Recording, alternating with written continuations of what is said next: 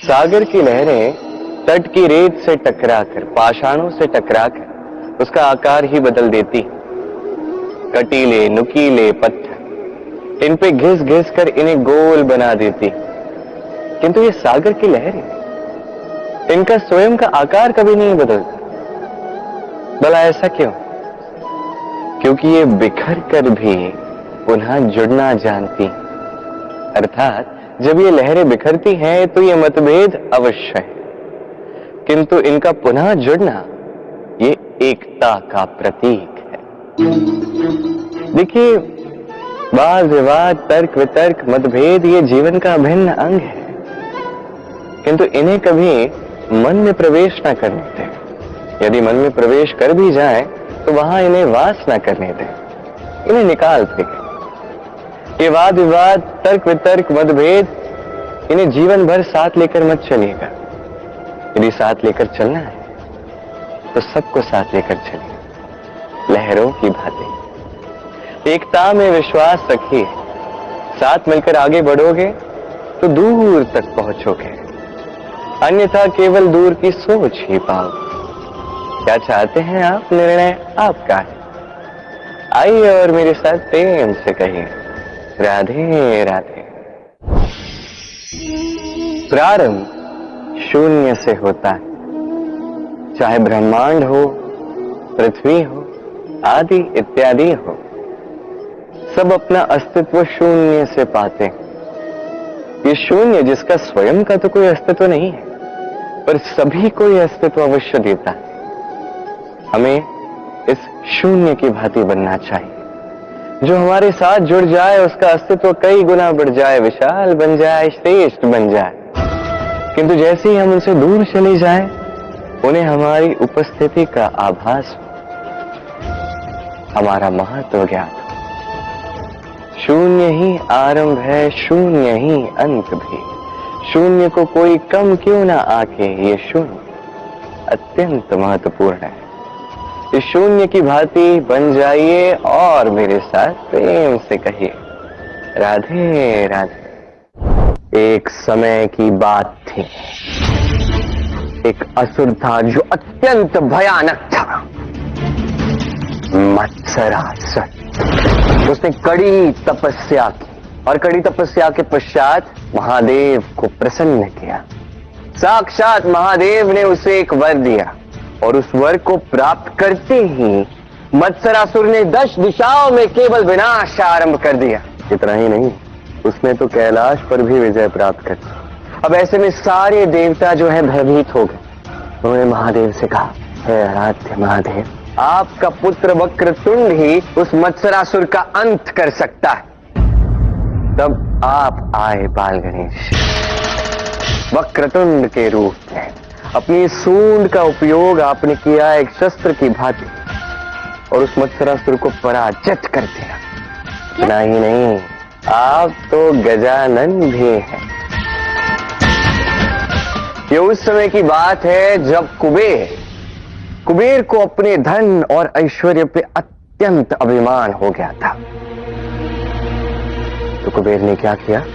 कुबेर आए महादेव पार्वती के पास कैलाश में उनसे भेंट करने और उन्हें आमंत्रित किया भोज के लिए। अब ऐसे में महादेव जो थे वो गहन तपस्या में लीन थे। अब ऐसे में वो वहां कैसे जा सकते थे? तो माता पार्वती ने महादेव के स्थान पर आपको भेज दिया कुबेर के उस महल में भोज करने के लिए। अब वहां जाकर क्या थे, आपको हुआ क्या? वहां पे अनेक व्यंजन थे, स्वादिष्ट स्वादिष्ट, एक से बढ़कर एक व्यंजन, और आप वो सभी व्यंजन खा गए। तत्पश्चात आपको क्या था, आपने क्या किया? आपने उस महल में देखा और जितने भी अमूल्य रत्न, अमूल्य आभूषण, अमूल्य वस्तुएं थी, आप वो सभी खा गए। तत्पश्चात भी आपकी भूख जो थी वो शांति नहीं हुई। आपने कुबेर को एक अत्यंत श्रेष्ठ बात पढ़ाया कि कुबेर, अहंकार से मुझे जो कुछ भी खिलाओगे, जितना भी खिलाओगे, मेरी भूख शांत नहीं होगी। मैं तुम्हें और तुम्हारे समस्त राज्य को भी खा लूंगा। कुबेर भयभीत हो गए और उन्हें अपनी भूल का आभास हुआ। और तभी वो महादेव के पास गए और अपने अहंकार के लिए उन्होंने क्षमा भी मांगी। ये तो ऐसे अनेक कार्य किए हैं और ऐसे बड़े बड़े कार्य करके आप भूल भी जाते हैं, और इसलिए आपका नाम लंबोदर भी रखा गया है। एक असुर था, क्रोधासुर। वो अत्यंत क्रोध में आ गया और क्रोध में आके समस्त संसार में विध्वंस मचाने का प्रयास किया। तब आप आए लंबोदर के रूप में, एक मूषक की सवारी करते हुए।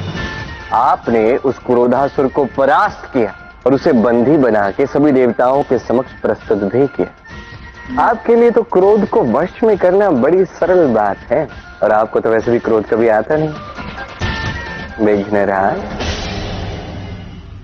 ये भी आपका एक नाम है। अपने ममतासुर और सभी असुरों को पराजित करते हैं, और ऐसा करके आपने ना केवल देवताओं की अपितु तीनों लोकों की रक्षा की थी बालगणी। इसलिए तुम्हें तुम्हारी शक्तियों का आभास करवा रहा हूं। तुम्हें समझना चाहिए कि तुम कितने अधिक शक्तिशाली हो बालगणी। अब तुम्हारा एक और नाम है, विकट। एक बार एक असुर था, कामासुर।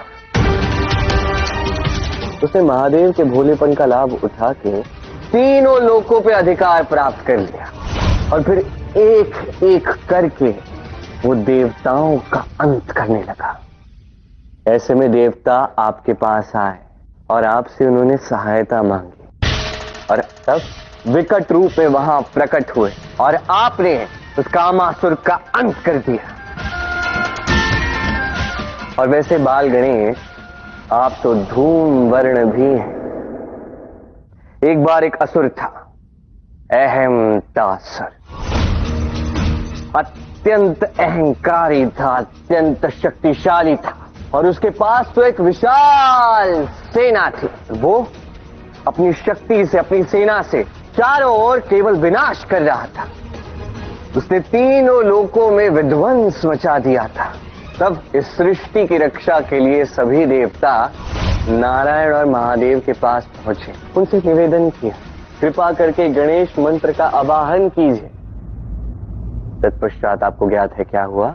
आप वहां प्रकट हुए धूम्रवर्ण रूप में। क्षण भर में आपने समस्त सेना को लुप्त कर दिया, और आपने उसे आदेश दिया, आज के पश्चात तुम केवल पाताल लोक में रहोगे और कभी ऐसा कार्य पुनः नहीं करोगे। आप एक विशाल सेना का भी अंत कर सकते हैं, कई सारे कार्य कर सकते हैं।